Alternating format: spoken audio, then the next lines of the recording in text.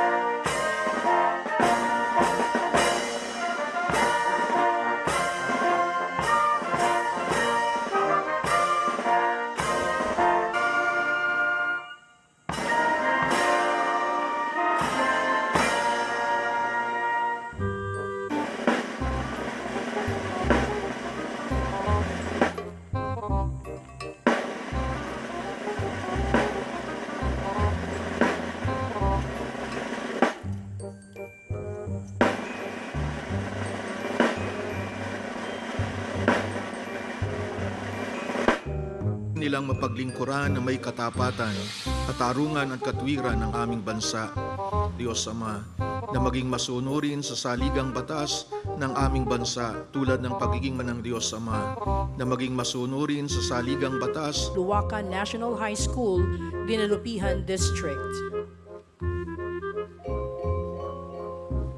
Bilateral Leaders Summit. They will advance a partnership based on deep history. His Excellency Ferdinand R. Marcos Jr. Sa puntong ito po nagtatapos ang ating paggunita sa ika-82 taong anibersaryo.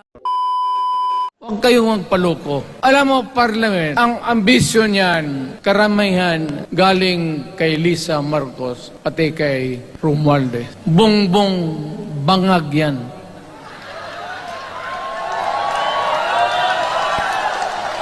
That's why sinasabi ko na sa inyo ngayon, si Bongbong Marcos bangag noon, ngayong presidente na bangag natin ang presidente. Kayong mga military, alam ninyo yan.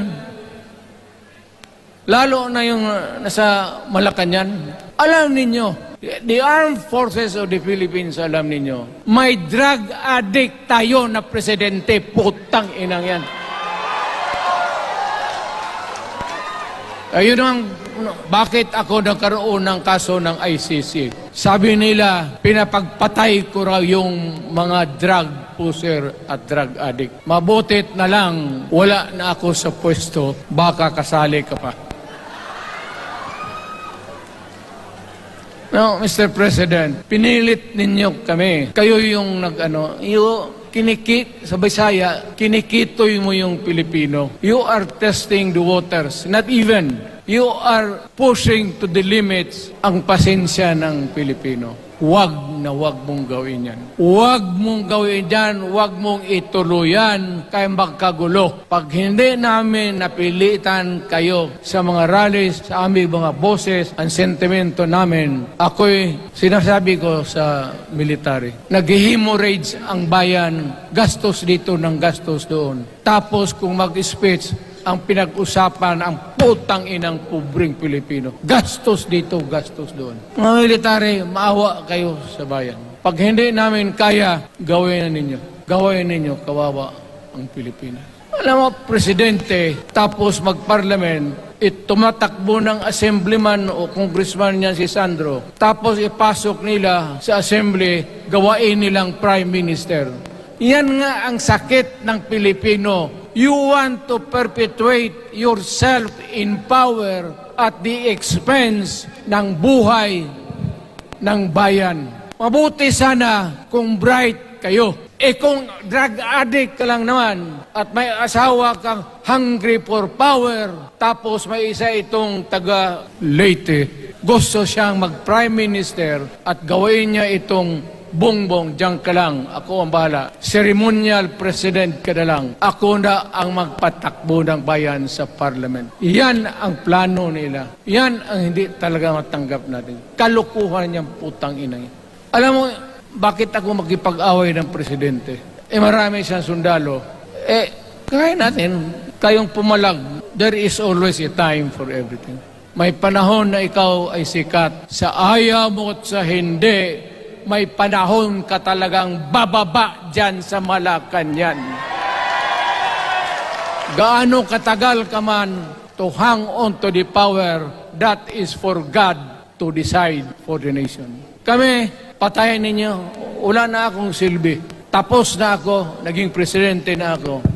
Nakatikim na ako ng pag-upo ng silya dyan sa Malacanang. Ganoon na lang ang ang alaga ko sa bayan. Alam mo ba, tanungin mo yung lahat ng senador. Magbisita sila, isang kanin, isang pork chop o isda, sabaw. Noong panahon ko, sabi ko, yan lang ang mapakain ko sa inyo. Walang steak kasi mahal yan.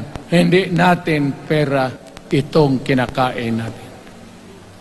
Yan ang totoo. Magtanong kayo ng taga-Malacanang. Hindi ako nagpabibida. Sinabi ko lang, huwag ninyong kalimutan, Mr. President, ang delikadesa. Mahirap yan. Ngayon, wala naman, yun naman lang ang dapat lang pagpintuhan natin. Huwag kayong pumayag dyan. Binabastos kayo. Anong bakit? Bakit nadalhin tayo sa parliament? Anak ka ng... So pag doon, kontrolado na nila, pati yung anak na assured na maging... Yan nga ang mahirap eh. Lahat na maging presidente, ang pamilya nila, walang inisip kung hindi paano titira dyan hanggang sa matapos ang panahon. May I remind you, itong election, papalit-palit ito. Para sa lahat, mayroong Ilocano, may Bicolano, may Bisaya. Hindi mo pwedeng suluhin yan. The election is a cleansing process. It's never the intention of whoever wrote the Constitution na ikaw, isang Pilipino, taga-Paway, taga-Batangas, taga-Davao, ikaw, Rodrigo Duterte, nandiyan ka na, huwag ka nang umalis. It was not the intention of the lawmakers. Demokrasya tayo, Mr. President. Huwag mong kalimutan na isang term ka lang pagkatapos bababa ka na. Pag ayaw mong bumaba, utang ina magkagulo ang bayan, sabihin ko sa inyo. Ngayon, nakikinig kayong mga military.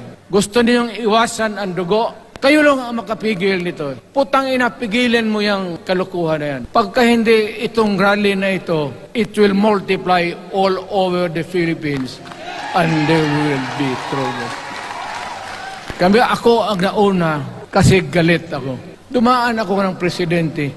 Not even for a minute did I think or was thinking of extending my term even for one day. Nung natapos ako sa araw na yon, bumaba ako, sumakay ako, lumipad ako dito sa Davao. Ikaw, Mr. President, hintayin mo yung 6 year, kalimutan mo na yung kay Romualdez kasi yan ang magpahamak sa iyo. At maraming magagalit sa iyo, pati na ang militar.